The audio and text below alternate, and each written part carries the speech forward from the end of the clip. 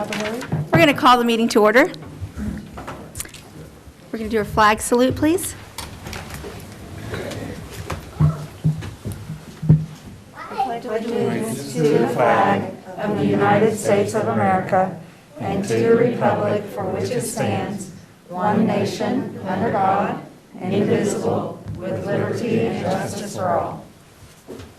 What did you say? All right, that's my kid.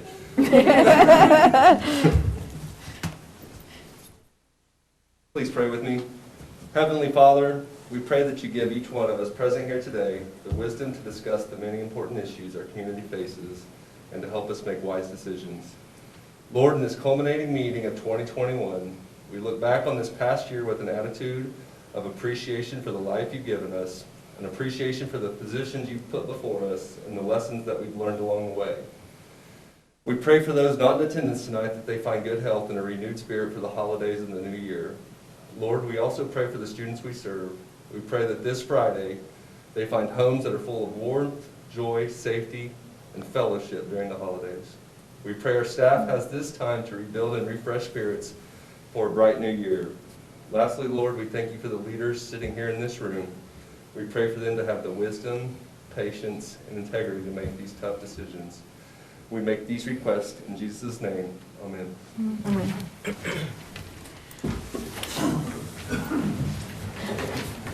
Okay.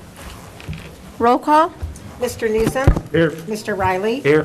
Mrs. Rowland. Present. Mrs. Mrs. Truth. Mrs. Zimmershed. Here. Okay, we're going to start off with the presentation of Employee of the Month and Friends of Education Awards. We have Certified Employee of the Month, Lori Layton, Library Media Specialist at East Middle School. Lovely.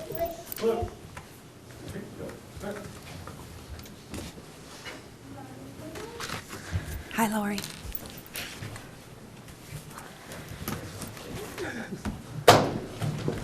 So I can read a brief statement about here. All right, my name is Keith Crocker. I'm the principal at East Middle School. Lori Layton was nominated by one of our staff members.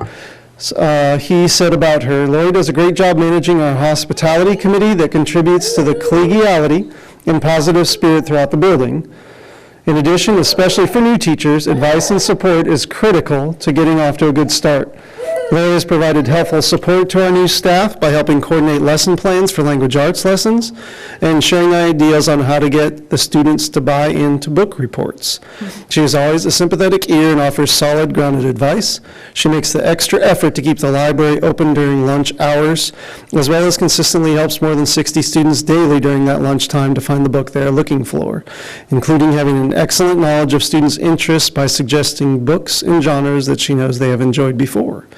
Lori also has helped one class reach their classroom goal of 400 books read in one semester.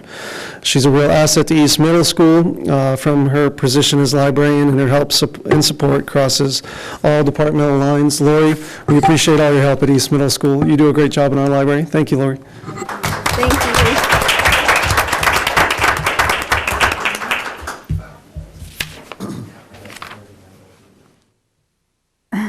Congratulations, Lori. Great job. Thank you. You sounded wonderful last night, Lori. Okay. You sang in the... Yeah. Oh, she did. Next we have Support Employee of the Month, Randy Empting, and Transportation Director. I don't know if I believe Woohoo, Randy. Randy Empting comes to work every morning with a smile on his face. He drives buses, does office work, and wakes up early during the winter to check the roads and ensure the safety of students. Randy stays for long hours and helps drivers with anything needed. He helps with routes, finding someone to cover shifts, and even gives advice. Randy works with every school, all parents and students alike, and truly deserves to be recognized. Congratulations.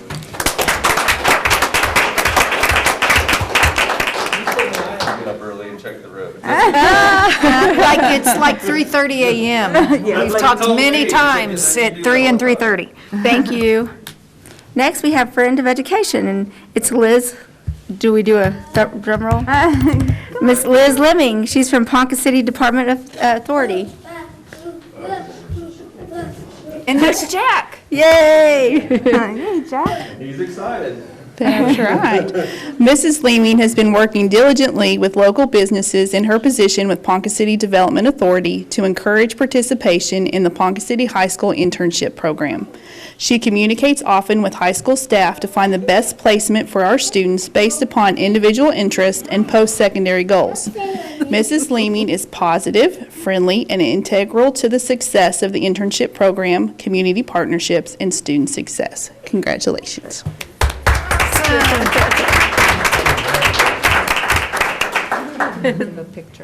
And then we're going to do a picture outside right over here, please, if you don't mind. And thank you very much. Congratulations. Thanks for all you do, Liz. Thank Jack. you. Gonna be in your spot someday. Okay, I do not believe we have any public comment this evening. Okay. We're going to vote to recess regular board meeting and call a public hearing for a tribal leader and Native American parents to discuss the participation of Native American students in educational programs, to comment on educational programs, and to review Section 2.3 of the board policy, Native American Community Relations. So I need a vote. I move to. Second. Move. Robin and Dawn, thank you so much. Mr. Riley? Aye. Mrs. Rowland? Aye. Mr. Newsom? Aye. Mrs. Zimmershed? Aye.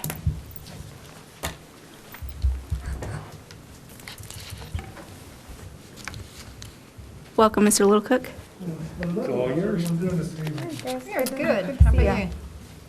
I miss coming to these meetings. You can come every time. Oh, absolutely, we will. Present. Well, every year, the Ponca City School District applies for and receives federal funds through the Impact Aid Program. In fact, for FY 2023, the grant cycle just opened this morning, as a matter of fact. But the last couple of weeks, I've been gathering information that we're going to need to apply for that.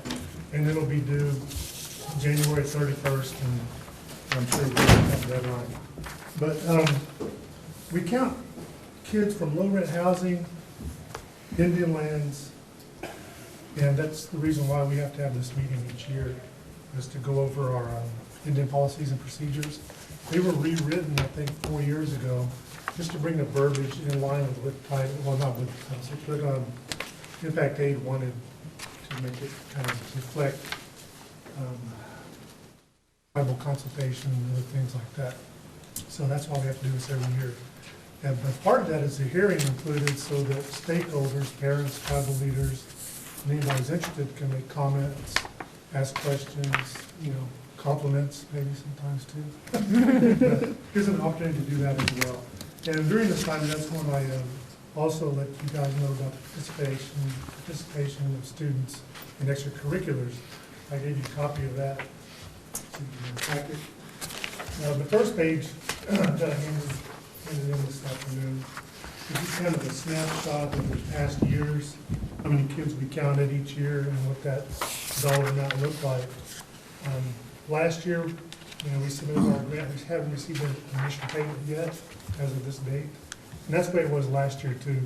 Where it says 66,280, last year that was called question marks. So this time next year, those question marks on FY 2022 probably should have some funds there as well. And the asterisk says that's the final amount that's been paid. Page 2 is this year's student participation in different activities. Just go down the list of all the sports and all the cheerleading and band, and just see how many Native American students we have that are in those classes or on those teams, and just put it out like that. At the bottom is the total. We have 155 out of 961. That's grades 9 through 12. It's a little over 16% participation, which reflects the student population at the high school, which comes out to be about the same, 16.7%. Chris, right on. do you remember what that participation rate was last year? Uh, It's probably a little lower because our enrollment was down due to I have COVID. it, I have it, I Okay. didn't bring it, but- I couldn't remember. and then I had gifted and talented down there as well. And then the last page is just the past 5 years, so you can get the true, Oh, well, there we go. doesn't have a percentage, but has the participation numbers.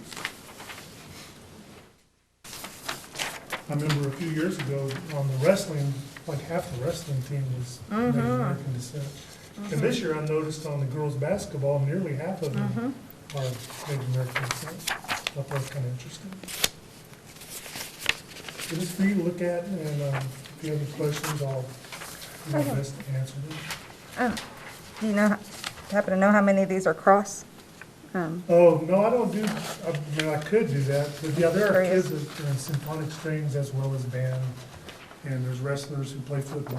So, yeah, some of Basketball and those numbers softball, I could be- think, yeah. Yeah, there's just a number of opportunities that are available and who take advantage of those. You said that these were the preliminary numbers, 161, and then the dollar amounts came out this morning for this top one? The grant opened up this The morning. grant opened this morning. Okay, when do you find out the dollar amounts? I'm just curious. It's kind of weird because you get paid over years. Brenda would probably know more about that, but some of these payments that we get, like say for FY 2020, and we just got the final payment a few months ago. So we get like, it'll be stretched out into 2-3 years sometimes. Thank you. If I remember correctly, this is the one that we don't get near the money that we should be getting. No, it's been underfunded or, yeah, not funded fully since the 70s. And they have a prorated amount. I think Ponca City's is somewhere in the neighborhood of 5%. And even at that, we don't even get that full 5%. So if it was fully funded, I think we figured it up one time, by looking at the vouchers, we would get over $400,000 a year. Not much hope of that coming back. It's been, no. Well, and the size of your school factors into Yeah, that equation we're too. not, we're a small school, but we're not small enough. Right. Like Smaller Frontier's schools, considered a right. small school, there's like a little fix in there for them in other schools, where if you're under a certain, I think 1,000, then you Threshold, automatically get 40% of what you're supposed to get. So that would have helped us, but 5,000.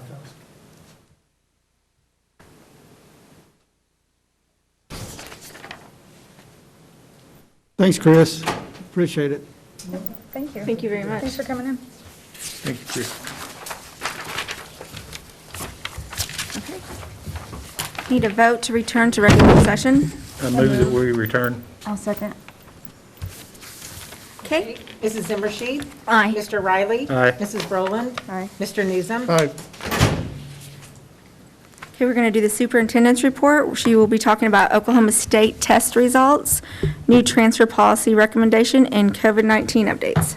Okay, and not specifically in that order. I noticed that I prepared this weekend in a different order, but that's okay.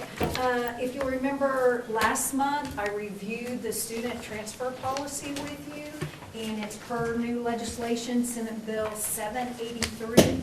The effective date is January 1, 2022. We're not even going to be open on January 1, 2022, but we need to get this approved and ready to go, and most schools are doing that. And I'm going to go really quickly because I've gone over this in great detail with you, but just in case you have questions, there are 3 criteria for acceptance per the state law. It's based on the board set district capacity limit, and if the student transferring has not been disciplined for any violation or bringing in intoxicating beverage or drugs or a dangerous weapon, or if this transferring student does not have a history of absences. And history means 10 or more absences in 1 semester. So capacity, discipline, and attendance. Currently, we have 198 students that attend district-wide on an open or emergency transfers. And last time I talked to you about our capacity limit, we are including these students in our capacity limits, the recommendation for you all to consider. Couple of things.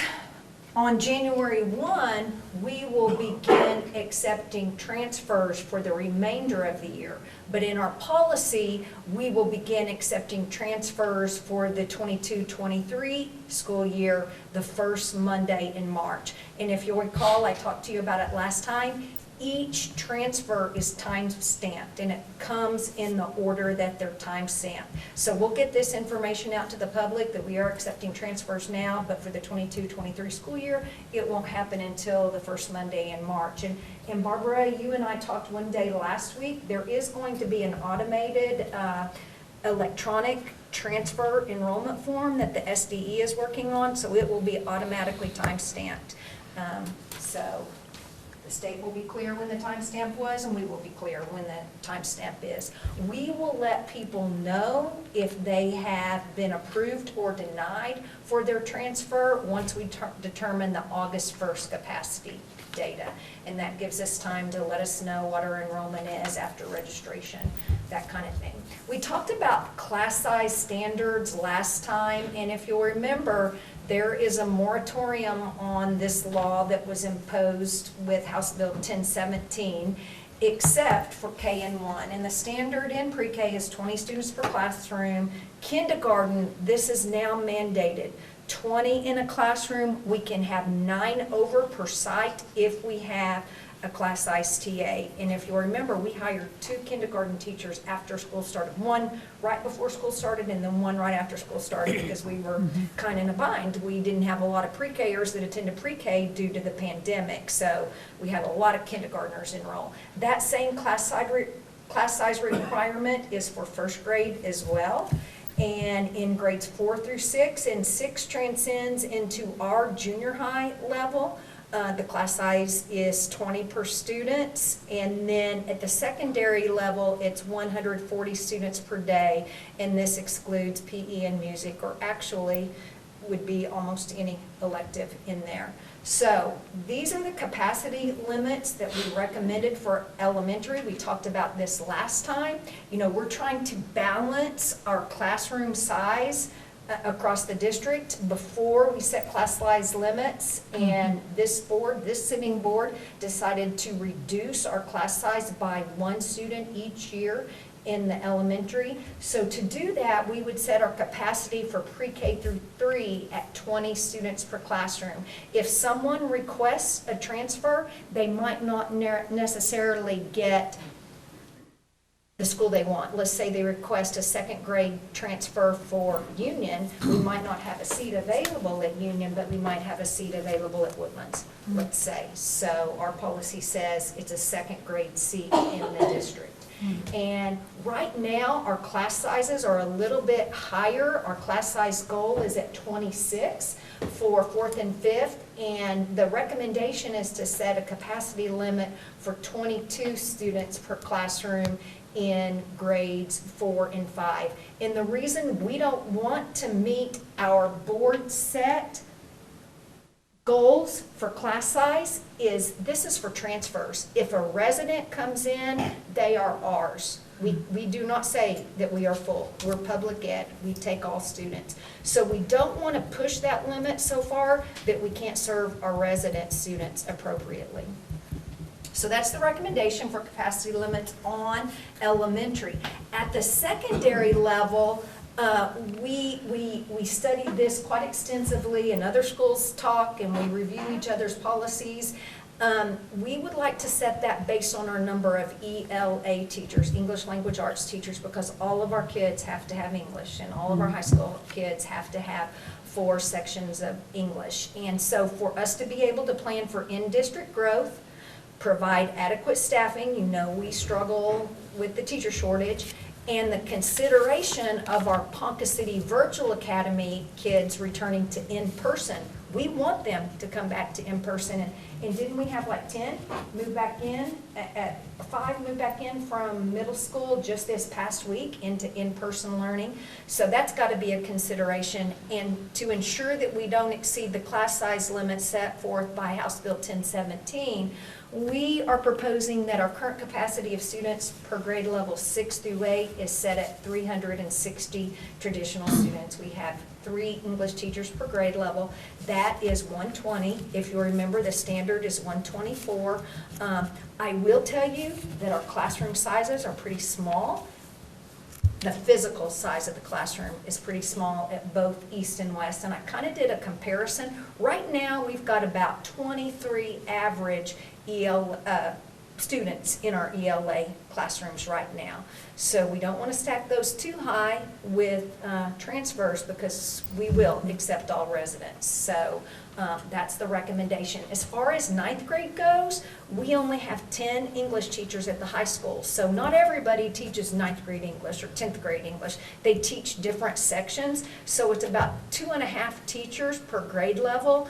And we set that at 340 traditional students, which is about 136 per day per English teacher. But we have a lot more students in Ponca City Virtual Academy and at Wildcat Academy. So that gives us a little bit more wiggle room at the high school. Can you So remind we me, have about 150 between virtual and Wildcat Academy. sorry to jump the question That's part, okay. but can you remind me on the PCVA, can they return to in-person learning at any time that they want? Yes. Okay. We'll let them move once Okay, through the semester. thank you. You know, different situations come up, you know, different health issues may become involved with the family, and we let them go either way, Okay. one time, but we just don't go back and forth. I see. Good question. Okay, and this just reminds you that Wildcat Academy will maintain the alternative education class size, 15 students per one teacher, happens to be the requirements at Wildcat Academy, and our own students have to interview to get into Wildcat Academy. So we're a transfer student will have to get on the list and interview just like one of our students. So if they request to transfer to Wildcat Academy, they will have to follow anything that our resident students will do. And our residents will obviously take precedence for Wildcat Academy.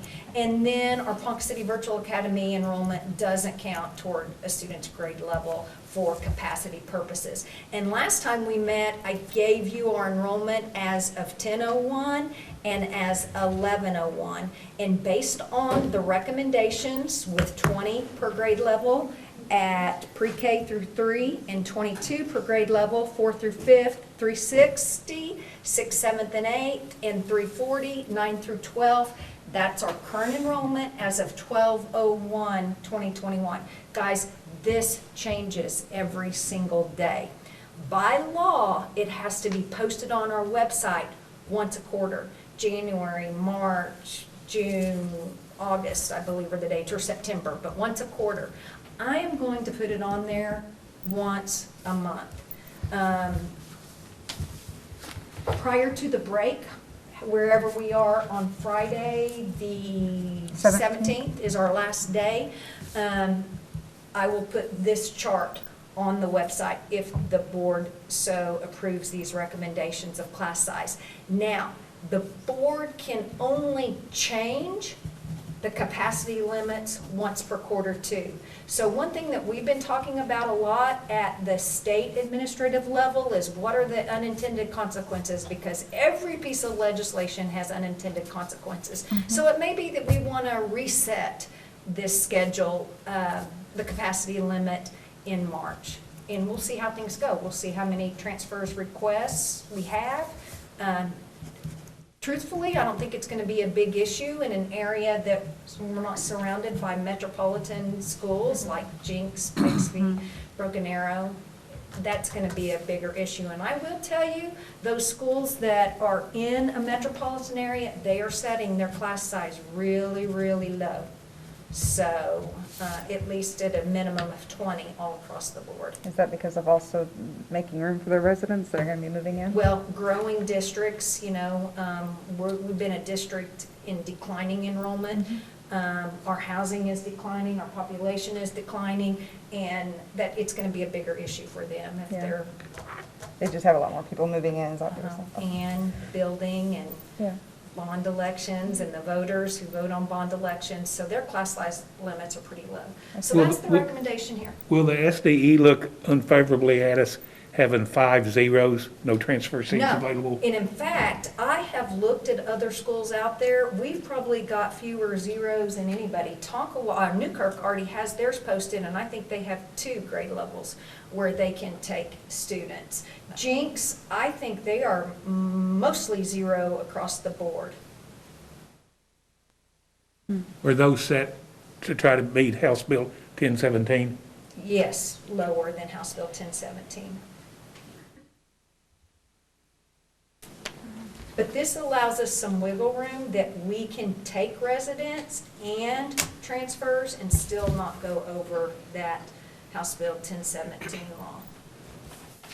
okay? Some notables, I'm not gonna read all these to you. A student can only transfer more than 2 times per school, no more than 2 times per school year.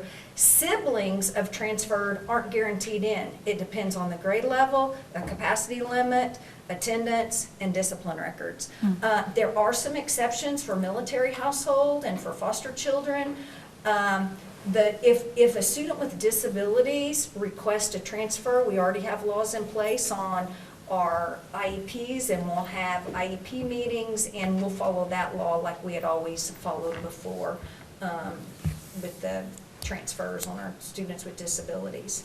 And you all do know that we have to put this on the website January, April, June, and October. I'm going to do it once a month, and actually Terry, the curriculum group and I are going to sit down and we are going to put some processes in place and how we're going to timestamp and who's going to be in charge of what,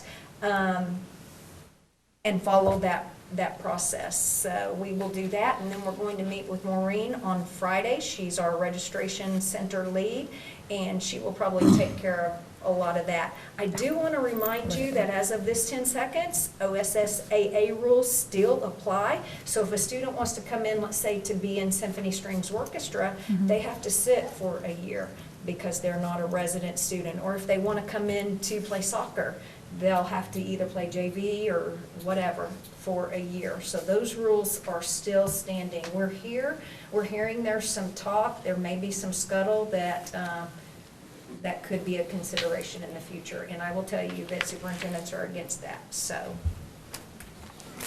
appeals process, if a parent appeals, it comes to administration, and they have to give us 10 days notification, and we check to see if we follow our policy on capacity, timestamp, discipline, and attendance. Now, when there is a transfer request, we request records, and they have to come to us within 3 business days.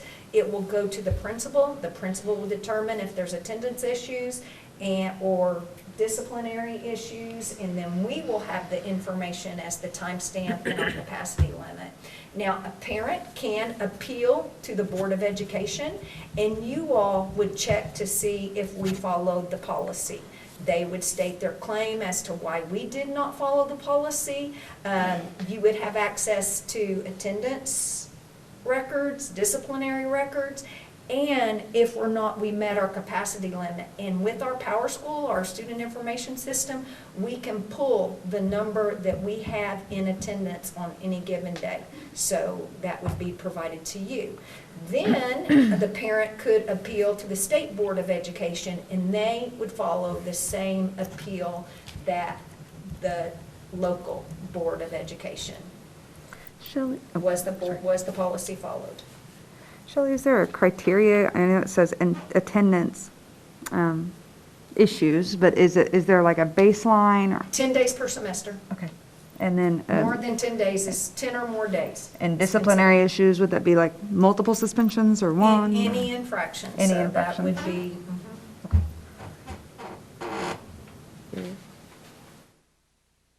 No, we're going to be reasonable too. I mean, if it's a tardy. Right. You can tell when there's issues. I was just Right. wondering if there was criteria outlined or not. So we do have that on the agenda, I believe, after this discussion for you all to consider that policy. But I will want to revisit that in March anyway, just to let you know how it's going, and maybe if we want to have some discussions or a recommendation on changing the capacity limit to see what the infractions or unintended consequences that this could pose upon us. So none of us know what to expect, actually. Questions on that? I have one more Okay. question. You said that we could change it once a quarter, but, Once a quarter. so it's always going to be in those months? That's the only months we can change Yes, it? But you yes. can post it any month on the website? Yeah, I But it can be change it changed. every day on the website. Right. That's the minimum. But we were originally told that our board could consider changing that capacity limit any month. But at our last OASA meeting, Brad Clark from the State Department of Education, their council Those 4 said, months. It's 4 times only, so. In those 4 months, not necessarily any month we want. Just- Correct. Okay.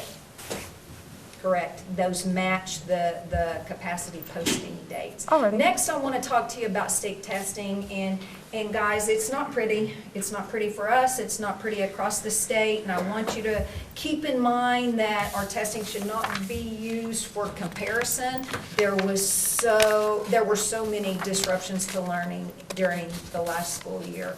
As you know, the State Department changed their stance on quarantines. I'm talking isolations, cases, close contacts. It was, if you do not quarantine, the State Department can get a court order and force you to quarantine, or it's a misdemeanor. Here's the reality of it. With so many quarantines and a quarantine lasting 10 days, there is no way they could get a court order within 10 days. So they've kind of eased their stance on, well, they have. Now they recommend.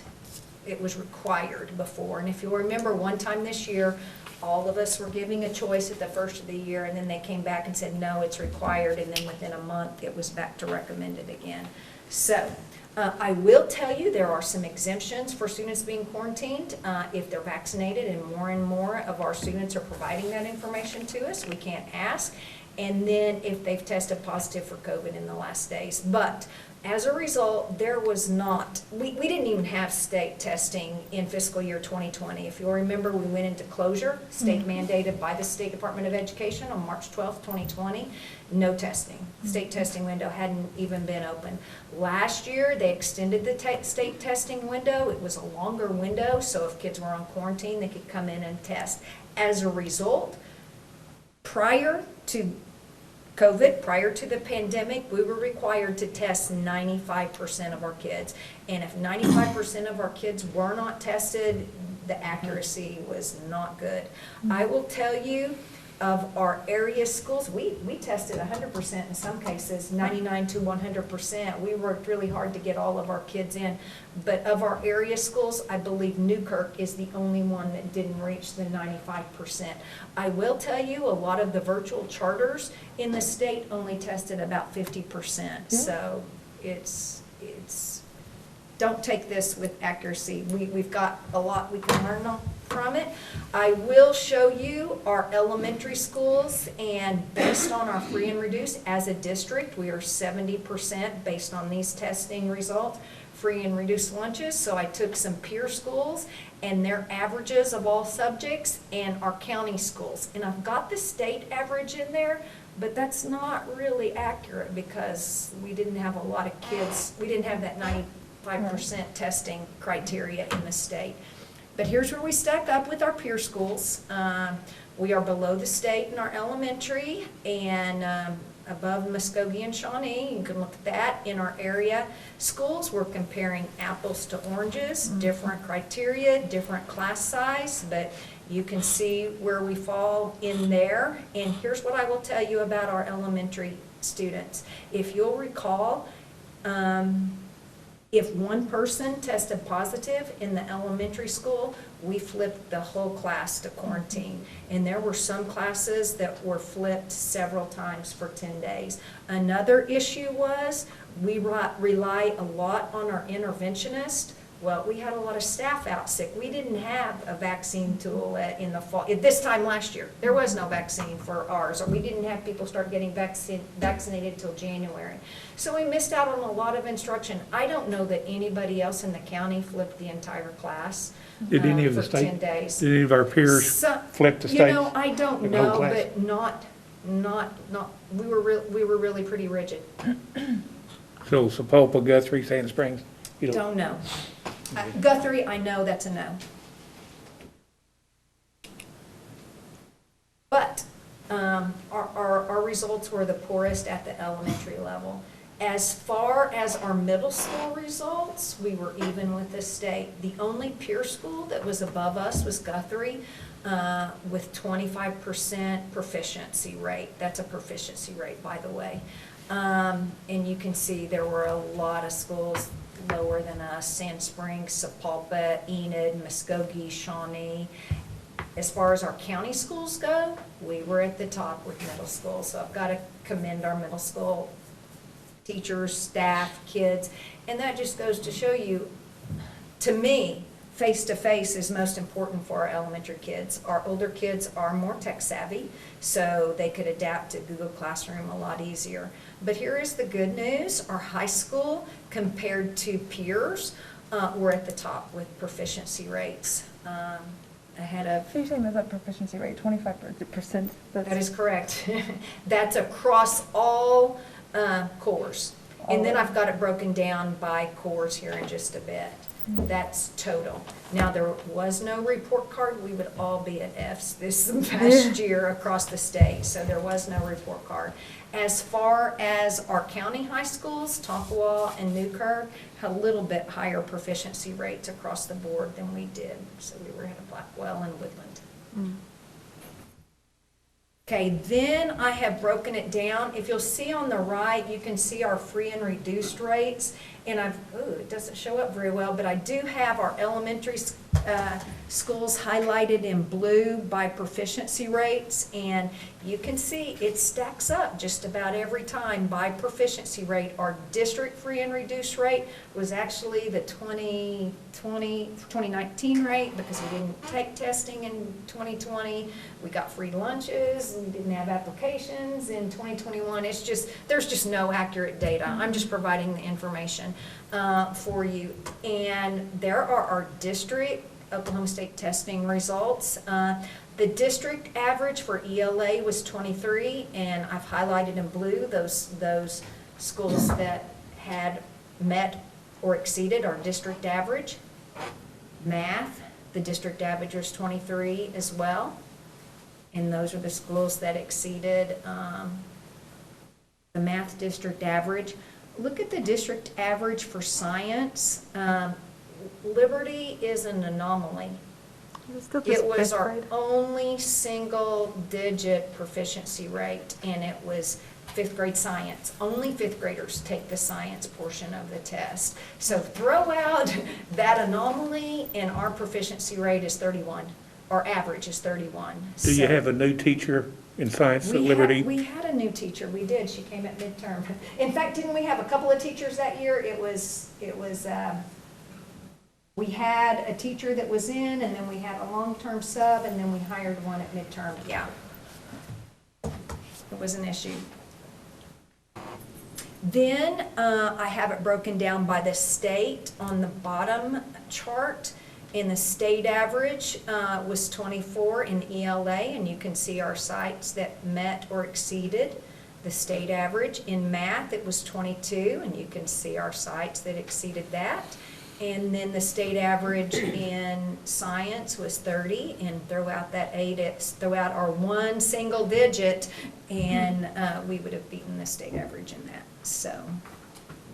Now, here's what I can tell you. We are meeting in PLCs, and our teachers almost feel the renewed sense. We couldn't even hardly gather data. We didn't have kids in school at the same time. They were just all over the place. We are seeing progress on our STAR, our IXL, our Reading Plus, so there's progress. We met at the end, after the end of the first quarter, and then we'll meet again in January after the end of the second quarter. So we're already seeing growth, and we saw nothing last year. We saw no growth. We still met last year, but there was no growth along the way. So they still have volunteer groups that go in and do extra tutoring? Let's bring that up. Last year, we didn't have any volunteers, so we didn't have anybody at Garfield or at Lincoln. Our math tutors, Mr. Jorgensen's group, came back into Lincoln this year and worked with a lot of our kids. That's great.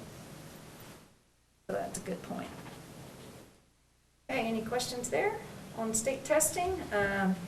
Going back to the fact that elementary was not very good, would you reconsider flipping a whole class if you had it to do over again? Saved lives. That's hard for me to say. I don't know how many lives we saved by doing that. You know, number one, the safety of our kids. I will tell you. I mean, we obviously are punished on numbers because we flipped classes where everybody else didn't. The majority did not. What I will say is, we are not flipping entire classes this year, but if we see spread, guess where it is? Elementary, because they're in the same room all day long. We don't see a lot of spread at the secondary level because they're changing every 48 to 53 minutes. There hasn't been the need to do that really We this year had yet? It's like to, once or twice? Within the first 3 weeks, remember when we that. had that spike, and I'll show you where. Yeah, I remember that. The last time that we flipped a class, and I happen to remember this, it was on bond election day, October 12th. So we haven't flipped a class since October 12th. And we kind of changed our rule, met with the State Department, met with the State Health Department, and if we have 3 positives in 3 days, there's the likelihood that it's spread in the classroom. So that's kind of our go-to standard now. But if there's 1 positive and then 1 the next day, what we're seeing right now is kids are getting it from their household positives. So a lot of times parents have it and give it to the kid. But I'm telling you, we've had some classrooms where 6 or 7 have tested positive this year, and we didn't have that at all when we were flipping the classes last year. We did not see that spread like we have this year. But yeah, face-to-face learning is critical, especially for our elementary kids. Our secondary kids were just more tech savvy. So, any more questions on state testing results? So, we'll keep you apprised on how we're doing, but so far I've been pleasantly surprised at our PLCs, and we showed no progress last year, but now we are. So here's where we are with COVID, as you can see, and I provide this to you each month in the board update, but we've just hovering on orange 2. We had a slight uptick this last reporting period, and we'll have another reporting period on Wednesday. So this morning, when we came to work, this is our percentage of kids, staff, and students, and our total staff and students, cases, and close contacts. So if you look, all the really low affected by our staff cases. Our student cases are a little bit higher. So total, we have, 1.6 something % out. We were in closure at this time last year. You all voted to go to, not closure, distance learning. Distance learning. We were in distance learning at this time last year with no activities, and our percentage rate was about 12%. So there's no comparison. Can you go back a slide? Did you say we're in red though? No. We are in orange 2. Orange 2. Oh, 41. I was looking at the top to the bottom. I didn't look at the dates. Okay. Yes. And now I checked where we were at the end of the day today. Not a lot of change. We're at about 2% affected today. But one thing that was interesting, a lot of our family close contacts became cases. So they were already out, and now they're a positive case. So that's, I only know of 1 family where we did not have spread throughout the family. Here's our percentages as far as sites, and I quit doing that weekly press release and we put some information out unless we have 5% at any site, either staff or student out. If you notice, we're getting a little bit high at Liberty, but that's only 11 kids, 4.51%. And I've already closed out the kids that are coming back tomorrow, and that dropped to 3%. So we're looking pretty good there. Okay, here's our cumulative totals of contacts and cases per site. You can take a look at that. I won't read that to you. Other happens to be our employees who aren't at a site, transportation, maintenance, CMP, that kind of thing. Here are our weekly totals, and Anna, you brought that up. If you remember that okay, so we started in July 1. We started tracking that, and I'll tell you why, because kids are exempt for 90 days once they test positive. So we tracked that. Then once we got in school, the week of the 15th, it was only like a 2 or 3 day week. It just amped up from there. And you can see what happened on 8/29, and that's where the State Department of Health said, no, it's required. Well, we just said, look, we've got to teach. We've got to get back to school, and they kind of backed off of that. But you can see it's pretty stable. But this is an interesting chart. It shows a trend line. We took out those 4 weeks prior to 9/5. So 9/5, once it's been stable, look at our trend lines as far as close contacts and cases. I mean, it's just flat even. We're not seeing, we've just been even all along. You throw out those first 3 weeks. So it may be something that we want to revisit in January, our return to learn plan. And we can see what happens after the break and talk in committee. And that might be something we want to revisit. Any questions about where we are with COVID? Seems like something we're gonna have to deal with for a long time. You know, it's been changed from a pandemic to an endemic. That means it's not going away. So we're back to doing all of our activities. We've had 5 concerts this month, and so we're going to put common sense protocols in place and move on. Common sense sounds good. Nancy, I'd move that we accept the new transfer policy recommendation as presented. Well, It's later in the. I think we have it on the consent, and we have it on 2A. On which So, one? 2A on page 4. Okay. So we'll look for it on there. The next policy is in regard to use of facility, Yep. which Adam will talk to you about, too. Yes, if you don't mind, Mr. Adam, we're going to be talking about proposed revision to Board Policy Section 2, Community Relations, our charges for the use of facility. Thank you, Nancy. So this policy is our use of facilities proposal. We talked about this in our property committee. Through some of our use of facility requests, it's come to my attention, I think there was a mistake when these were initially filed, and you'll find that mistake hopefully in your packet, but if you don't, it's under bullet point 12, number 12, where it says approved athletic groups that use any of the fenced athletic fields must have approved insurance and will need to pay use fees as determined by the following schedule. And then we have, if you want to do a half-day or full-day rental. The only change that I thought this board should consider is if lights are used, where it's all caps there, it says there is an additional, current policy reads $10 per hour use that's required to the above fee schedule. And that would be for the lights at the baseball field or softball or at West. And I think the original intention of the board was always $100 per hour, and that got missed. As you can see at Solon's, it states that lights there are for $200 each hour. The lights are used at the fields. So I think the intention of this board is not to make money off groups, but to maybe get a little closer to breaking even, and a $100 rate per hour breaks even. So, or it doesn't break even, but it gets us a little bit closer there. Closer to $10. For that. And we're not going to take any action on that tonight. I just wanted to bring that to this board's attention, to the public's attention, and welcome any comments in between the next 30-day period between here and the January 10th meeting. So there was one other additional change, and I don't know if we want to wordsmith this or not, but it's been a goal of this district not to charge student groups, our own students or organizations that utilize our facilities that are either staffed by a school employee, if a school employee is letting you into the facility and there to supervise, or if it's a group that benefits our students, that we don't take the position of charging or assessing fees for those groups as long as the district's not financially out of pocket, in a very reasonable measure. So we were wordsmithing and considering some changes on 13, and just to kind of clarify that a little bit as well, on making sure that it's clear that we want to make sure we emphasize support for our student groups to utilize our facilities.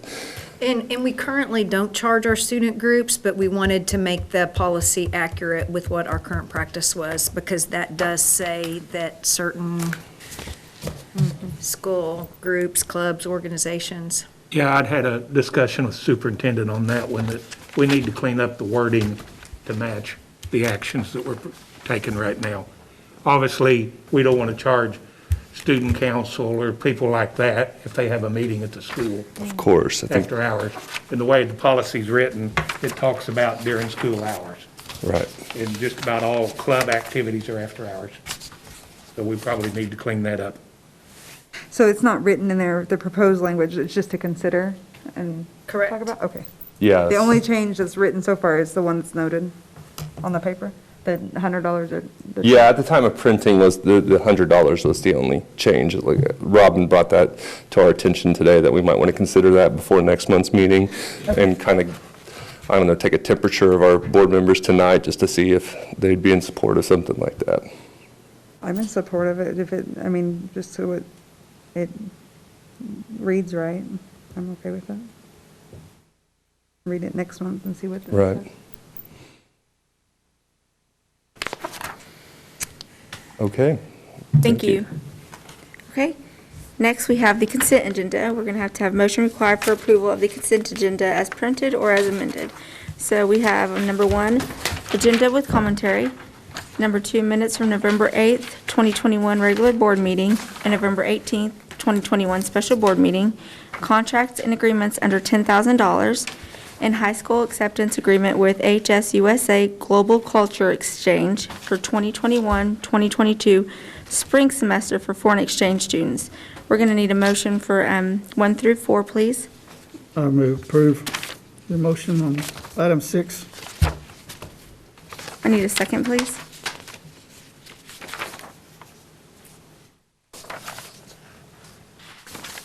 I'll second. Robin? Okay. Robin Riley, Mr. Riley, I mean, Aye. Mr. Newsom, Aye. Mrs. Zimmershed, Aye. Mrs. Rowland. Okay, number 7, action items. We're going to need a motion on this from A through N, and we have budget analysis reports, Booster Club sanctioning for 2021-22 school year, Booster Club fundraisers, treasurer's report, ratification and approval of payroll. So if we can have someone, Make a motion to approve item 7. okay, can I please have a I'll second? second. Thank you, ma'am. Mr. Riley, Aye. Mrs. Rowland, Aye. Mrs. Zimmershed, Aye. Mr. Newsom. Aye. Okay. This is, A is 2021 policy revision for section 7 student transfers. And Shelley, our superintendent, talked about it at last meeting and also tonight. It's revision required by the Senate Bill 783. And school boards must adopt this before January 1st, 2022. So if I can take a motion. I make a motion to approve the student transfer policy. Second. Dawn. Okay. Mrs. Rowland, Aye. Mr. Riley, Aye. Mrs. Zimmershed, Aye. Mr. Newsom. Aye. Okay.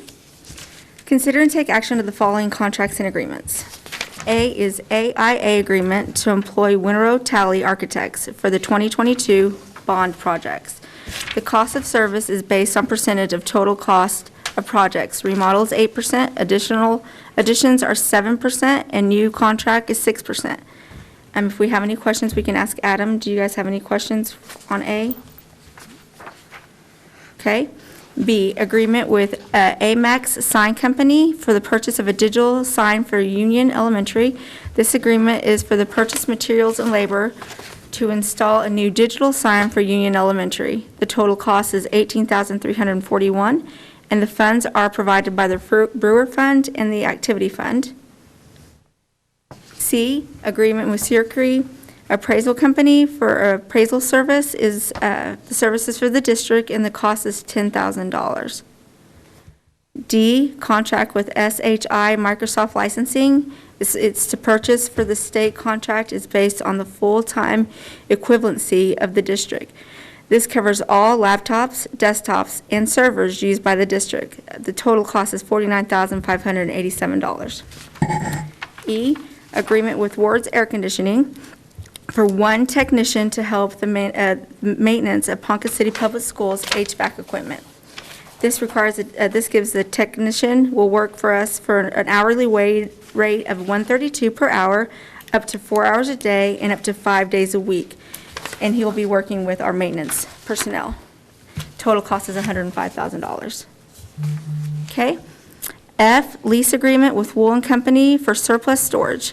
This lease agreement is for the property located on 2304 North Ash, and it's to consolidate and store district surplus items pending a sale. It'll be $2,500 a month. The total cost is $16,250. I need a motion for A through F, please, or if we have any questions before we do any of. I have a question for Adam on C with the latest changes in the eminent domain process, is $10,000 still going to cover us with? Yeah, and the quote for appraisal services was $3,200 per property, and we put up to $10,000 in case we had some unforeseen circumstances that require additional travel or legal. Expenses. So it's probably still going to cover it? Okay. I feel confident in it. Motion to approve. Second. Mr. Riley? Aye. Mr. Newsom? Aye. Mrs. Zimmershed? Aye. Mrs. Rowland? Aye.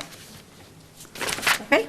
Number 4, consider and take action to accepting subcontract bids for the Lincoln Elementary renovation project per contract manager report. Okay, bids were received on December 1st at 2 o'clock. Bid packages received and listed for the approval of $1,485,688.06. This amount includes accepting the alternate listed, the current estimate, grant and max price, so the GMP. It's $1,832,921.06, and is currently under our budget amount per project. And this, if we have any questions, we can ask Mr. Adam and Rick Scott Construction. Which is Stephanie. Is she here tonight? Is she? is Oh, here. hey. She came in. She better be. Do we have any questions on this, or do we move to motion, take our motion? Property committee's already seen it. Dawn, you guys have already seen all that and everything? No, we discussed it pretty heavy. We did. Yeah. Yes, we did. Hashed it out. Under I'll make a budget. motion to Yeah. approve it. We were all. Yeah, the key is Adam says it is under budget. Right. Yeah, I We'll hold underlined him to that. it. That's good. We'll hold him to it. We hope he saves another $500,000. I'll second her motion, Dawn. Okay, so Dawn and Anna? Yep. Mrs. Rowland? Aye. Mr. Riley? Aye. Mrs. Zimmershed? Aye. Mr. Newsom? Aye. Okay. Consider and take action on accepting bids for school buses. Bids were received on December 2nd at 2 o'clock for passenger school buses. The bid package received and listed for approval to accept is from Midwest Bus Sales. It included 9 Type C 74-passenger school buses and 2 Type A 14-passenger school buses. The total amount was $1,061,011. Mr. Adam, with any questions, or Mr. Randy? Motion approved. Okay. Second, we talked about this one for a long time, too. This is what you all recommended. That's wasn't it? even longer than the other one. Yeah. What was the discussion about? So it's 14 passenger, the smaller There bus? were 3 bids, and they were all very close. I see. One was within $1. Oh, wow. Yeah. Is this 14 the shorter bus, or is that the, Yeah. definitely short? the- Randy, what's your delivery Okay. time on these? 180 days to CPN is what they're hoping. All of them? Yes, sir. 180 to 210? Oh, no, they revised that. The delivery date, it's like 250 days. Oh, So it's important that we get these ordered. 250? Oh, Things yeah. are taking much longer on everything. Yeah. It is on my end too at work. And that was, You're like, Not 180? one company was maybe 20 days quicker, like, I can't tell you, it's all over 200. you're lucky to get them by this time next year. Yeah, we'll see how it goes. To stretch those buses, Randy. Poor Randy. Okay. Did we already take our vote? I don't think we Okay. did it. Number 6, consider and take action on accepting subcontract bids for the Howe restroom renovation project per contractor's manager's report. The bids were received also on December 8th at 2 o'clock for the Howe. The construction manager recommendations report will bid with bid packages recommended for approval, and we got those on email. I know Robin has a couple of questions, and Ms. Stephanie is here to answer any of our questions.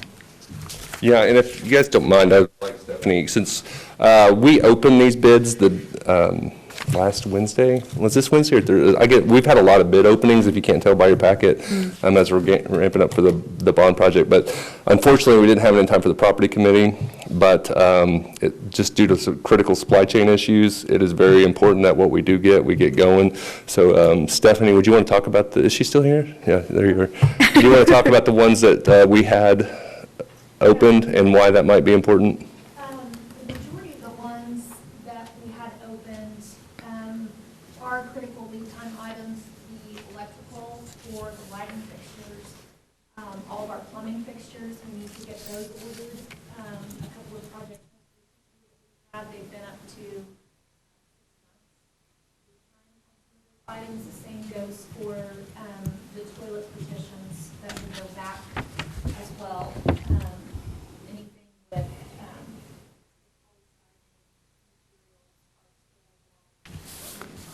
we did not, however, get bids on a few packages, but those are rebidding on January 5th. We should have those. Next board meeting, because it will be after the next property meeting. So, and we had to rebid some stuff for Union as well that just failed to receive any bids. And that's after we extended the bid time to get us more time for subcontractors to submit bids. So we're not trying to push anything under the last minute. So what we're asking for is approval on the listed subs, and Robin's going to ask this if this is under budget. That's right. Because 2 previous projects you talk about, you actually quote that they're under budget. Did you put that in the paper, Kelly, that those are under budget? So this one, actually, right now, as it stands, is not, and we're going to have some discussions with the group. What is under budget is what you're approving today. It's about in a total of $379,000, which fits well into the scope of the project, and they are all necessary components of the bathroom remodel. And so we can talk about some other things with the architects. To keep in mind with this project, and I'm still getting the ducks in a row on this, at the high school, this is a 2-phase project. We're going to half the bathrooms this summer with the plan to do the remaining bathrooms the summer of '23. But this project is, I would say, if you weighted them, about 60% of the work, 65% of the work will happen in this first phase. So it's going to be a little weightier. We just want to make sure, it's just getting really close. So the next summer, the summer following, it's not going to be as intense for the high school bathroom projects, just due to the scope of the project. So just to full disclosure, I don't know what the, you can see where the proposed costs are with carpet or the tile.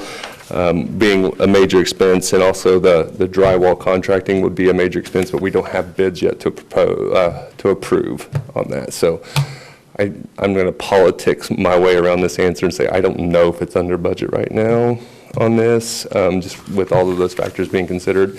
But what we do know is we want to replace those bathrooms, and they need to be replaced. And if we want to do them and do them this summer, we need to start ordering some of these materials at these approved bid, or if you approve these bids. The biggest thing is we need to get it locked down so we can hopefully get the price at before they jack it up another. Yeah, and Stephanie's going to be working on that over Christmas to get us really Priority affordable prices. standpoint, where would you put the bathrooms as compared to some of the other projects? Yeah,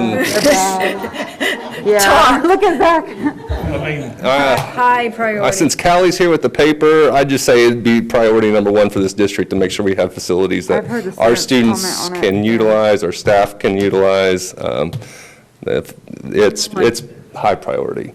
I would think the use of facilities in that nature during a school day would be pretty important to anyone that worked in that building. I move we So- approve the item. I second. Thank you, Don. Thank you, Anna. Mr. Riley? aye. Mrs. Rowland? Aye. Mrs. Zimmershed? Aye. Mr. Newsom? Aye. Thank you, guys. Can I say one thing, and it's not following the agenda item, but it has to do with an agenda item for the record? Mr. Riley, you asked me if I would do things differently as far as elementary goes. I don't know the answer to this question. Here's what I know. We will never know if we did too much, but we would certainly know if we didn't do enough for the safety of our kids. So there you have it. Thank you. Yes. Okay, number 7 is motion to vote to convey an executive session for the following purposes: to discuss possible termination, reassignment, resignation, and employment of personnel on the attached detailed personnel report, to discuss evaluation of the superintendent of our school, to discuss a purchase or appraisal of real property, and to discuss confidential conversation with the board attorney concerning pending claims and litigations. I need a motion. I make a motion to go to executive session with the fine folk. Okay, may I have a second? There's only 2 of you guys. Second. Thank you. Mrs. Zimmershed? Aye. Mrs. Rowland? Aye. Mr. Riley? Aye. Mr. Newsom? Aye. Discuss the evaluation. We're going to return to open session. Recital by board president that minutes of executive session were kept by board minutes clerk and will remain confidential. Number 10, consider and take action on recommendation for termination, reassignment, resignation, and employment of personnel. And I'm going to need a motion, please. I make a motion to approve 10. I need a second. Second. Well, take action on 10. Mr. Newsom. Aye. Mrs. Rowland. Aye. Mr. Riley. Aye. Mrs. Zimmershed. Aye. Okay, number 11, consider and take action to approve agreement with KW Select Keeler Williams Select Realty for brokerage service for the sale of school properties pending attorney lien release. I need a motion. Yes. Don, second, please. I second with the language added. Okay. Call for the vote. Mr. Newsom. Aye. Mr. Riley. Aye. Mrs. Rowland. Aye. Mrs. Zimmershed. Aye. 12, consider and take action on FY22 General Fund 11 encumbrances 834 through 835 in the amount of $7,385. Motion approved. Don? I don't You have discussion? think we can approve that one. Isn't that the one we just talked about until the release is done? No, that was number 11, with pending attorney lien release. Is that what you're talking about? Yeah, doesn't this have to have the same thing? Pending attorney lien release? Yeah. Number 12 as well? Yeah. Okay. Yeah, 12 would I have to have the apologize. same comment. Okay, and pending attorney lien release, also added to number 12's language. Okay. Okay, so Dawn and second. I'll second that Okay. with the language added. Don made the motion and a second. Yes, ma'am. Okay. Mrs. Zimmershed. Aye. Mrs. Rowland. Aye. Mr. Riley. Aye. Mr. Newsom. Aye. Okay, and new business, we currently do not have any new business. And then adjournment. Motion adjourned. Okay, Second. Second. Aye. aye. Everybody. Aye. Merry Christmas to all.